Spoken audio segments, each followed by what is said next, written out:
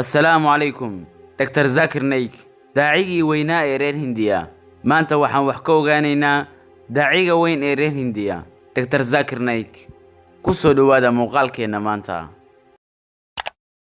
यही सवाल ऐसा ही सवाल 10 साल पहले लोग मुझसे पूछते थे कि आप अंग्रेजी में इतना काम कर रहे उर्दू हिंदी में क्यों नहीं करते लोग बम्बई शहर में सुमैया ग्राउंड में زاكر عبد الكريم نايك وانين برشو وحشيقة وانا لشي ودن كهندية كاسو كهال الدين إسلام كي ديمك كلبا وانا اساسها يمدح جمعية باريتان كإسلامي كرزيج فونديشن جمعية دوامد متدوعني معه waxayna leedahay warbaahiyaha caanka ee Peace TV ee fadhigiisu yahay magaalada Dubai ee istaga Imaaraadka Carabta.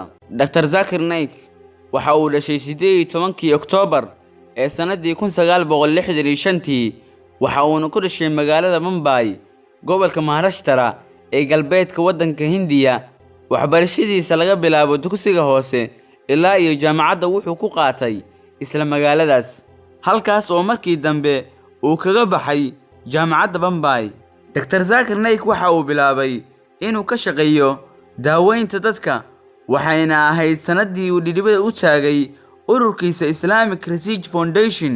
Dr. Zakir Naik waxa uu sheegay in dhiirigelinta ugu badnayd ee sababtay inuu noqdo qof u hadla diinta Islaamka uu ka helay sheekhi weynaa ee u dhashay dalka South Africa ee Sheekh Ahmed Didat kadib markii uu la kulmay sanadii 1987 intii lagu guda jiray bishii Febraayo ee sanadii 2009 waxaa loo aqoonsaday Dr. Zakir Naik inuu ka mid yahay shakhsiyaadka Hindiya ugu saameynta badan isagoo iska xaadiriyay kaalinta 82 waxa uuna ka mid noqday shakhsiyaadka lagu xusay kaalinta 10 macallin ee ruuxiyeed ee ugu wanaagsan isagoo iska xaadiriyay kaalinta 3 waxaana ka horeeyay raahibka Hindiga ah ee Baba Ramdev iyo hogaamiyaha Hinduusiga ah ee Ravi Shankar waxa uuna doctor ku noqday shakhsiga kaliya ee muslim ah ee ku jira daraasadan mowduucyada uu ka hadlay kuwooda ugu qiimaha badan waxaa ka mid ah